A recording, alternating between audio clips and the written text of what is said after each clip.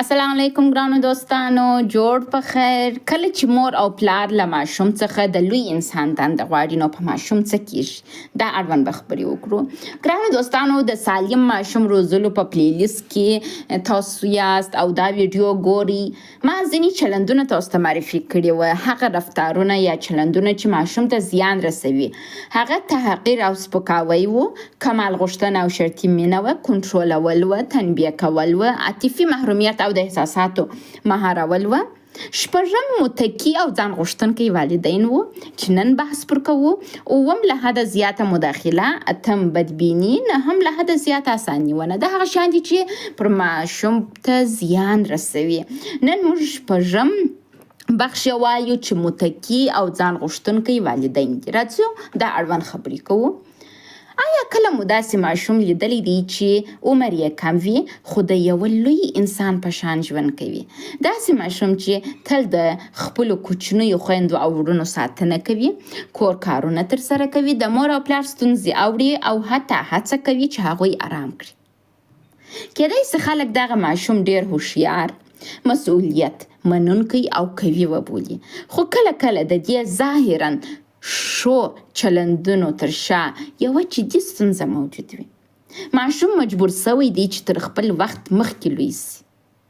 زموږ د نن ورځې دغه موضوع متکی او ځان غوښتونکي والدین، یعنی هغه والدین چې په قصدي یا غیر قصدي ډول خپلې اړتیاوې د ماشوم تر اړتیاوو مهمې ګڼي او له هغه څخه داسې دندې غواړي چې د عمر او توان څخه یې لوړې وي. راځو، متکی او ځان غوښتونکي والدین څوک دي؟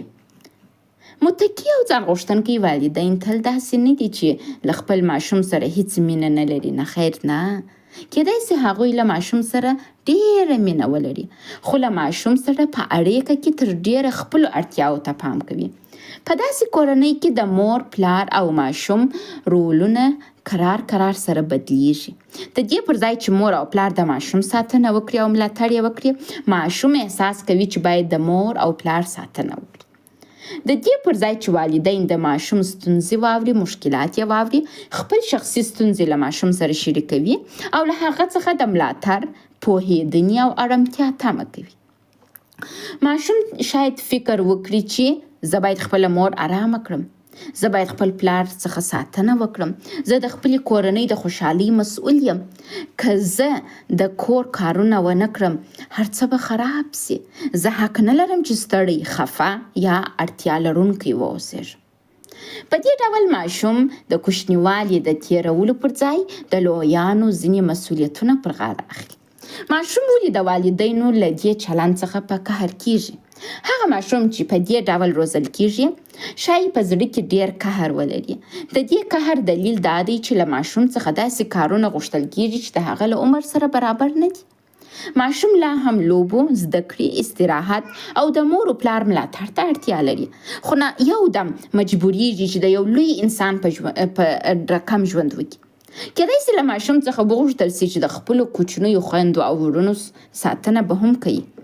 د کور ډیری کارونه تر سره باید ورسوي. د مور او پلار د ګډ ژوند مشکلات واوري. خپله مور یا پلار آرام کړي. د کورنۍ د غړو ترمنځ منځګړیتوب وکړي یا د کورنۍ د آرامتیا لپاره خپلې اړتیاوې شاته پرېږدي. ماشوم شاید په ښکاره څه ونه وایي، خو په زړه کې به د قهر، بې عدالتۍ، ستړیا او محرومیت احساس ولري. هغه شاید په ښکاره دا خبره ونسي کولای، زه لا هم ماشوم یم، زه ساتنې ته اړتیا لرم، زما څخه د لوی انسان کار مه اخله. له همدغه امله د هغه قهر شاید د ضد، توند چلند، ګوښه کېدو، اندېښنې، خفګان، درسي ستونزو، جسمي ناروغیو په بڼه خپل ځان ښکاره کړي. کله چې ماشوم د مور یا پلار رول اخلي، په ارواپوهنه کې هغه حالت ته چې ماشوم د یو لوی انسان عاطفي یا عملي دندې ترسره کوي، د ماشوم والد کېدل یا د رولونو بدلیدل ویل کېږي. مثلا کوشنی خو د غټ په رقم سو، کوشنی د مور رول واخستی، مور د کوشنی رول واخستی، رول سره بدل سو. په دې حالت کې ماشوم نور یوازې د کورنۍ اولاد نه دی، بلکې د ساتونکي، مشاور، خدمت کوونکي یا د مور او پلار د عاطفي ملاتړ په توګه رول ادا کوي. مثلا یو مور د خپل ګډ ژوند ټول مشکلات د خپل کوچنی لور سره شریکوي او له هغې غواړي چې په حال یې پوه سي او هغه آرام کړي. په دې حالت کې مور خپل عاطفي مسؤلیت د ماشوم پر اوږو اچي. ته ولې کوچنۍ نجلۍ ته خپل د میړو د معاینه مشکلات وایي؟ دا خو چې کوچني ته ضرر ورسوي. یا یو پلار د خپل کم عمره زوی څخه غواړي چې د کور ټول مسؤلیتونه ترسره کړي او ورته ووایي ته د کور نارینه یې. دغه جمله ماشوم مجبوره کوي چې تر مناسب وخت مخکې یو لوی انسان پټول سي. مسؤلیت منل ماشوم ته ګټه لري، خو مسؤلیت باید د ماشوم له عمر، توان او رواني ودې سره برابر بوسیږي. که تر دا ډیر سي د ماشوم ته په اوږدمهاله توګه د هغه په راتلونکي ژوند کې بد تاثیرونه لري. سالم او دروند مسؤلیت څه توپیر سره لري؟ ماشوم ته د ځینې مسؤلیتونو ورکول د هغه د ودې لپاره ګټور دی. د مثال په توګه 6 کلن ماشوم کولی سي د خپلو لوبو شیان راټول کړي، خپل کالي په مناسب ځای کې کښېږدي یا د کور په یو ساده کار کې مرسته وکړي. خو 6 کلن ماشوم باید د ورځې د آشپزۍ، د کوچني ورور یا خور د همیشنۍ ساتندونکي په توګه د والدینو د ستونزو د حل یا ټول کور د اداره کولو مسؤلیت ور د غاړې نه وي. متاسفانه ډیر خلک دا کار کوي. سالم مسؤلیت د ماشوم له عمر سره باید برابر وي. د هغه د لوبو او زده کړو وخت ورختم نه کړي. د مور او پلار په ملاتړ باندې دغه رقم یو وخت ترلاسه کیږي. د ماشوم د غلطۍ په صورت کې باید هغه سپک نسی. ماشوم باید پوه وي چې د کورنۍ اصلي مسؤلین یې مور او پلار دی، نه دی. ناسالم مسؤلیت هغه وخت دی چې ماشوم احساس وکړي د کورنۍ ژوند او آرامتیا د هغه په کار او چلند پورې تړلې ده. دلته ماشوم وایي زه باید هر څه مدیریت کړم. دلته مو ماشوم خراب دی. بل کله چې د والدینو ستونزې د ماشوم پر سر واچول سي او د ماشوم پر اوږه باندې واچول سي. کله کله ماشوم احساس کوي چې د مور او پلار ټولې ستونزې د هغه پر سر ورلوېدلې دي. کېدای سي مور یا پلار د خپلو اقتصادي مشکلاتو، د کورنیو اختلافاتو، د ناجوړیانو، د خیانت یا نورو شخصي مشکلاتو په اړه له ماشوم سره خبرې وکړي او له هغه څخه وغواړي چې په حال یې پوه سي. خو د ماشوم ذهن د لویانو د ټولو سختو مشکلاتو د درک او زغملو توان نه لري. ګرانو دوستانو، کله چې ماشوم د هر وخت له داسې موضوعاتو سره مخامخ کیږي، د بې امنۍ احساس کوي. وایي زه امن نه یم، دا دنیا څومره بده، د دنیا ناامنه ځای دی. هغه شاید فکر وکړي چې کورنۍ په هر شیبه امکان لري چې خراب پسي. د مور او پلار ستونزې د حل مسؤل ځان ګڼي او هڅه کوي چې هر څه مدیریت کړي. ماشوم پوهېدلی سي چې په کورنۍ کې مشکلات شته، خو معلومات باید په ساده او لنډه او د هغه د عمر سره برابر ژبه و ماشوم ته ورکول سي. والدین باید ماشوم د خپلو ټولو رازونو ملګری ونه ګرځوي او نه باید له هغه څخه وغواړي چې د مور او پلار ترمنځ یو کس انتخاب کړي. دا ډیر غلط کار دی. کله چې ماشوم د والدینو د ساتنې مسؤل سي، په ماشوم څه کیږي؟ کله چې ماشوم فکر کوي چې مور یا پلار یې کمزوري دي او باید د هغوی ساتنه وکړي، ماشوم شاید د ځان سره ووایي زه باید خپله مور خفه نه کړم. که زه وژاړم پلار به مې نور هم په غوسه سي. زه باید تل قوي واوسېږم. زه باید د خپلو مشکلاتو په اړه خبرې ونه کړم ځکه مور مې خپله ډېر مشکلات لري. زه ولې خپل درک پر واچوم؟ په آخر کې ماشوم خپلې اړتیاوې پټوي او تل د نورو خلکو د حالت په اړه فکر کوي. دا ماشومان شاید ډیر مهربانه او د نورو ساتونکي معلوم سي، وای اچھا په شو کوشنی دي، دغسې د هر چا په فکر کې دی. خو دغه کوشنی په زړه کې د یوازیتوب احساس کوي، ځکه هیڅوک ورڅخه نه پوښتي ته په خپله څه احساس لري، څه شي دې خفه کوي او څه ډول مرستې ته اړتیا لري. ګران ماشوم، د والدینو لیرې کېدل، پرېښودل یا د باور ماتېدل پر ماشوم باندې څه رقم اغېز کوي. کله کله د ماشوم غصه او بیا باوري هغه وخت پیدا کېږي چې مور، پلار یا دواړه د اوږدې مودې لپاره هغه یوازې پرېږدي. کېدای سي یو والد له کوره ولاړ سي، ماشوم پرېږدي یا خپلو وعدو ته وفاداره پاته نه سي. کله چې ماشوم احساس کوي چې والدین یې بې باوره دي، باور مات کوي. مثلا د ماشوم راز یې نورو خلکو ته وویلی. ماشوم یو راز لري، مثلا د شپې بولي کوي، تاسو یې نورو خلکو ته وایاست، بیا دروغ ورته وویل سوه ماشوم ته. دغه شان د ماشوم د ملاتړ پر ځای د هغه کس ملاتړ کوي چې ماشوم ته زیان رسولی دی. ګوره، ماشوم بولي وکړل، نه تا ګرده په خبر کړل، دلته ته هغه کس ولی چې ماشوم ته ضرر ورسوي او ماشوم مجبور کېږي داسې یو کس واوسېږي چې ستا حفاظت وکړي. ځینې وختونه یو والد وفات سي، نه یا یې د ماشوم د کوچنیوالي په وخت کې کور پرېښی وي، د یوه والد سره لویږي. حتی که د ماشوم پرېښودل د مرګ، ناروغي، مهاجرت یا نورو اجباري شرایطو له امله وي، ماشوم بیا هم د قهر، ویرې او پرېښودل کېدو احساس درلودلی سي. ماشوم تل د هغوی زه پرېښودلم او هغوی مجبور سول چې له ما څخه لیرې سي ترمنځ دا فرق نسي درک کولی. د دغه وجې باید د ماشوم احساس واورېدل سي، نه دا چې ورته وویل سي ته باید خفه نه سي. باید خفه سي ماشوم. بې ثباته او د اټکل وړ نه والدین، بعضې والدین بې ثباته یې، اټکل کېږي نه، اصلا کوشنۍ ته نه معلوم چې قرار دی زما والدین څه وکړي. لکه زما اوله خسرګنۍ، زما خسر دغسې یو سړی و، د اټکل کېدو وړ نه و، یو دم به سور یو ټکه بیا واچول، انتې بیا کولی. ځینې والدین د خپل مزاج او چلند له اړخه د اټکل وړ نه وي، موډ یې تغییر کوي. یوه ورځ ډېر مهربانه یي، خو بله ورځ بیا ډېر په قهر کې، دلیل یې نه معلوم. کله ماشوم ته وعده ورکوي خو وروسته خپله وعده هیروي. کله یې ستایي او څو دقیقې وروسته یې تحقیر کوي او غوسه ورته کوي.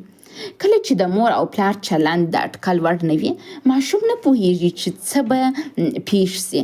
هغه تل خپل چاپریال ګوري او له ځان سره وایي نن زما د مور حالت څنګه دی، پلار مې په قهر دی که آرام دی، او آیا اوس خپله غوښتنه ورته ویلی سم که یا. دا ماشوم د دې پر ځای چې پر لویو هدفو باندې لکه لوبې، زده کړې او خپلې ودې باندې تمرکز وکړي، هر وخت د مور او پلار حالت څاري چې وده دوی سره کم دي. دا ډول حالت د ماشوم اندېښنه او بې امنۍ احساس زیاتوي. د ځان په کور کې او په ټولنه کې یا په دنیا کې امن نه احساسوي. له حد زیاته سختګیري او نه انعطاف څه حالت را پیښولی سي. ځینې والدین له حده زیات سختګیر وي او غواړي هر څه د هغوی په خوښې مطابق ترسره سي، چې زموږ په پښتني ټولنه کې داسې بیخي ډیر دي. هغوی ښایي بیا ووایي هر څه باید منظم وي، ټول کارونه باید زما د پروګرام مطابق ترسره سي او هیڅ غلطي د منلو وړ نه ده. نه لکه زما اوله خسرګنۍ. د کورنۍ دپاره نظم ضروري دی ګرانو دوستانو، خو سالم نظم باید له انعطاف، د شرایطو له درک او د ماشوم عمر ته په پاملرنې سره واوسیږي. ماشوم نشي کولای د یو لوی انسان په شان فکر وکړي، ټول کارونه په بشپړ او بې غلطۍ ترسره کړي. ماشوم د لوبو، تجربې او حتی د غلطیو له لارې زده کړې کوي. کله چې والدین هیڅ ډول انعطاف نه لري، ماشوم شاید فکر وکړي چې ارزښت یې یوازې په بشپړ او غلطي کار کولو پورې تړاو لري. نو دلته ماشوم همیشه هڅه کوي چې ځان داسې کړي چې نور راضي وساتي. بله موضوع ده، د یوې 6 کلنې نجلۍ مثال به زه تاسو ته ووایم.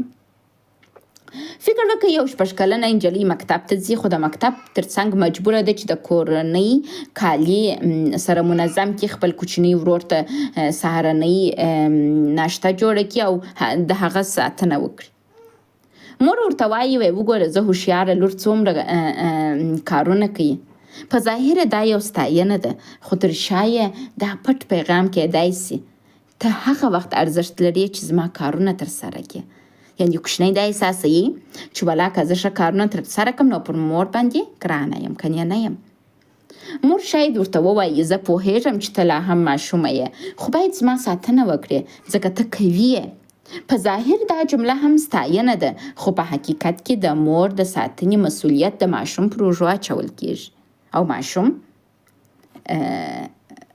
دنده تغییر کوي. مور شاید ورته ووایي زه ستا د کوچني ورور یا خور د ساتلو توان نه لرم، خو ته هوښیاره یې او دا کار کولی سي. یا شاید ورته وایي زه ضرورت لرم چې ته د کور کارونه وکړې او خپل کوچني ورور او خور ساتنه وکړې. زه باید پر خپل کار باندې تمرکز وکړم ترڅو خپل ژوند ته دوام ورکړو او مالي مشکلات ونه لرو. ماشوم د داسې جملو په بیا اوریدو سره شاید فکر وکړي چې له خپلې مور سره مرسته ونه کړي. کورنۍ به د مشکلاتو سره مخ سي. په دغه خاطر حتی که ستړی، خفه یا ناروغه هم وي، بیا هم هڅه کوي خپل مسؤلیتونه ترسره کړي، چې دلته د ماشوم ناجوړي پیل کیږي. دا ماشومان ولې کله کله ډیر کامیابه معلومیږي. ځینې وخت ماشومان په ظاهره ډیر منظم، قوي، مسؤلیت منونکي او کامیابه وي. هغوی ډیر ژر زده کړه کوي چې خپل کارونه په خپله ترسره کړي او له نورو خلکو څخه مرسته ونه غواړي. کیدای سي ښوونکي او نور خلک همیشه د هغوی ستاینه وکړي او یو مثبت کس په جامعه کې، خو دا ډول کامیابی همیشه د رواني سلامتي معنا نه لري. کله کله ماشوم د علاقې او پر ځان د باور له امله مسؤلیت منونکی نه وي، بلکې د ویرې، اندېښنې له حده زیات مسؤلیت د احساس له امله داسې چلندونه کوي. هغه شاید په دې باور وي که غلطي وکړم بیا به مینه راسره ونه کړي، که استراحت وکړم نو سست انسان به سم، که له نورو خلکو سره مرسته ونه کړم نو بد انسان یم او زه باید تل قوي واوسېږم. دا باورونه تر لویوالي پورې د هغه سره راځي او د لویوالي روابط هم خرابوي. په کوچنیوالي کې د دې روزنې نتیجه څه شي ده؟ د ماشوم والدین او تر عمر لوړ مسؤلیتونه چې کوچني ته ورکوي دا رقم په رقم پایلې لري. مثلا ماشوم د لوبو او استراحت لپاره کافي وخت نه لري. ماشوم احساس کوي چې اړتیاوې یې مهمې نه دي. تل د مور و پلار او کورنۍ د حالت په باره کې دی فکر کوي. د غلطي کولو څخه بیریږي، د ګناه ډیر احساس لري، له نورو خلکو څخه مرسته نشي غوښتلی، خپل قهر پټوي، خپل غصه پټوي. کیدای سي د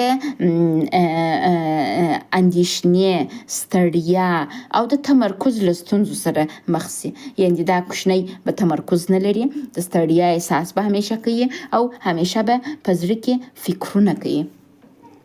ځینې وخت ماشوم د خپل کوچني ورور یا خور څخه په قهر کیږي ځکه د هغوی د ساتنې مسؤلیت په زوره ورسپارل شوی دی. دا قهر د دې معنا نه لري چې ماشوم بد دی، بلکې دا د هغه مسؤلیت پر وړاندې غبرګون دی چې د ماشوم له عمر او توان څخه لوړ دی. په لویوالي کې د دې روزنې پایلې څه دي؟ په لویوالي کې دغه رقم روزل شوی ماشوم د څه رقم مشکلاتو سره مخامخ کیږي. هغه ماشوم چې تل یې د نورو خلکو ساتنه کړې وي شاید په لویوالي کې هم د نورو اړتیاوې تر خپلو اړتیاوې مهمې وبلي، همیشه په دې لټه کې چې خلک راضي کړي.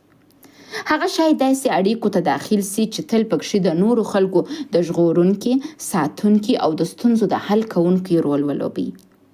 یعنې که میړه انتخابوي یا میرمن انتخابوي، داسې څوک ځان ته انتخاب کړي چې هغه دا یې لکه مور یا پلار داسې. کیدای سي نه ونسي ویلی، چاته نه نسي ویلی، او د دغه وجې چې چاته نه نسي ویلی ډیر د ګناه احساس کوي او د نورو خلکو څخه د مرستې غوښتلو له امله د شرم احساس ورته کیږي چې زه څنګه د یو چا سره کومک وغواړم، ځکه دوی د کوچنیوالي څخه دا زده کړي دي چې ټول کارونه باید په یوازې ته خپله ترسره کړې نه. دغه رقم کېدای سي له داسې خلکو سره اړیکې پیدا کړي چې ډیر متکي، اړتیا لرونکي او بې مسؤلیته کسان دي، ځکه د نورو ساتنه و دغه رقم کسانو ته اشنا وي. دوی د کوچنیوالي څخه دا زده کړي چې د نورو ساتنه وکړي، د نورو پام وکړي، نو ګرد عمر ځان ته داسې میړه یا ماینه انتخابوي چې هغه بې مسؤلیته وي، هغه خلکو ته اړتیا لري، په خلکو پورې متکي، په خلکو پورې مشکي او دوی ته دا خوند ورکوي. ګورئ موږ خپل اولاد په کوچنیوالي سره کم روزو، آینده یې هم ور خراب شو. موږ باید متوجه واوسو. ځینې داسې کسان حتی د استراحت پر مهال هم د احساس ګناه کوي. ذهن یې همیشه ورته وایي یو کار باید وکړې، باید خپل وخت ضایع نه کړې او نور خلک ماته اړتیا لري، زه باید د نورو خلکو کومک وکړم. آیا د ماشوم مرسته کول تل زیان لري؟ راځئ دا اړوند خبرې کوو. موږ وایو نه، خیر نه. د کورنۍ په کارونو کې د ماشوم مرسته ډیره ګټوره ده. اصلي ستونزه د ماشوم مرسته کول نه دي ګرانو دوستانو، بلکې د مسؤلیت اندازه، ډول او د ورکولو دلیل ډیر مهم دی. که ماشوم له خپل عمر سره برابر مسؤلیت ترسره کړي، د مور او پلار ملاتړ ولري او د لوبو، استراحت او زده کړې لپاره هم وخت ولري، دا مسؤلیت د هغه پر ځان باور زیاتولی شي. خو که ماشوم د کورنۍ د آرامتیا لپاره د یو لوی انسان مسؤلیتونه ترسره کوي، خپل اړتیاوې شاته پرېږدي یا د والدینو عاطفي بار په اوږو اخلي، دا ناسالم مسؤلیت دی. ماشوم کولی شي له کورنۍ سره مرسته وکړي، خو باید د کورنۍ اصلي کس ونه اوسیږي، مسؤل کس ونه اوسیږي. والدین دا ناسالمه طریقه څنګه بدلولی شي؟ فرض وکړئ چې تاسو فلحال په کورنۍ کې دا مشکل لرئ، څنګه کولی شئ حل یې کړئ؟ اول لارې څه شي ده؟ د کورنۍ رولونه بیا معلوم کړئ. مور او پلار باید د ماشوم د ساتنې، د مهمو پریکړو او د کورنۍ د مدیریت اصلي مسؤلین وي. ماشوم ته ووایاست دا د لویانو ستونزه ده او ته یې د حل مسؤل نه یې. دوهم، د عمر مطابق مسؤلیتونه ورکړئ. ماشوم ته داسې دنده ورکړئ چې په رښتیا یې د ترسره کولو توان ولري او د لوبو، استراحت او زده کړې وخت یې له منځه مه بیایاست. دا وخت ورکړئ. دریم، ماشوم د خپل مشاور په توګه مه کاروئ. ماشوم ستاسو مشاور نه دی. خپل کورنۍ، اقتصادي او شخصي مشکلات له یو باوري لوی انسان یا مشاور یا روانشناس سره شریک کړئ، نه د ماشوم سره. څلورم، د ماشوم د احساساتو پوښتنه وکړئ. یوازې دا مور ته وایاست دا کار وکړه، کله کله ورڅخه وپوښتئ دا مسؤلیت درته سخت دی که نه؟ ستړی سوی یې؟ مرستې ته اړتیا لري که یا؟ پنځم، ماشوم ته د استراحت اجازه ورکړئ. ماشوم حق لري چې لوبې وکړي، استراحت وکړي، غلطي وکړي او کله کله د یو کار د ترسره کولو توان ونه لري. شپږم، خپله مینه د ماشوم په کار پورې مه تړئ.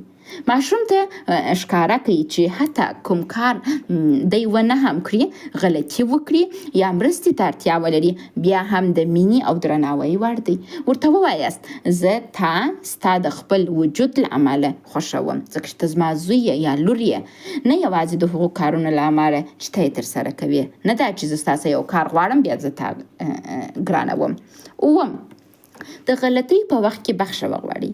که پوه سواست چې پر ماشوم مو ډیر مسؤلیت اچولی دی، کولی شئ ورته ووایاست ما له تا څخه داسې یو کار غوښتی و چې ستا د عمر لپاره ډیر دروند و. دا ستا مسؤلیت نه و، زه بخښنه غواړم او د دې بعده به هڅه کوم چې داسې کار ونه کړم. د مور او پلار بخښه غوښتل د هغوی واک او درناوی نه کموي، بلکې پر هغوی د ماشوم باور زیاتوي. نو راځو یو کنکلوژن به ولرو. ماشوم مسؤلیت منلو ته اړتیا لري، خو باید د مور او پلار ځای وانخلي. هغه کولی شي د کور په کارونو کې مرسته وکړي ماشوم، خو باید د کورنۍ د ساتنې، د والدینو د ستونزو د حل او د هغوی د عاطفي آرامتیا مسؤل نه وي.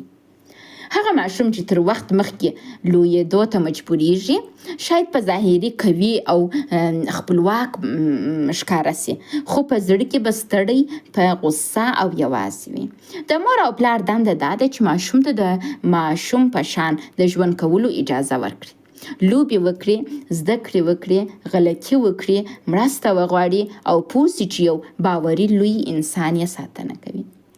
ماشوم په کورنۍ کې مسؤلیت لرلی سي، خو باید د ټولې کورنۍ مسؤل نه وي. ښه؟ که چیرې مو دا ویډیو خوښه سوي لطفاً د خپل ملګرو سره یې شیر کړئ او ماته د یو سوال جواب راکړئ. آیا تاسو په کوچنیوالي کې داسې مسؤلیتونه ترسره کول چې ستاسو له عمر څخه لوړه وه؟ که چیرې مو ترسره کول ماته یې ولیکئ او دا اړوند به خبرې وکړو. او تر بلې ویډیو پورې د خپل ځان او د ماشومانو د عاطفي نړۍ خیال وساتئ. هم ځان ته توجه وکړئ، هم خپل ماشومانو ته. مننه چې غوږ مو نیولی و.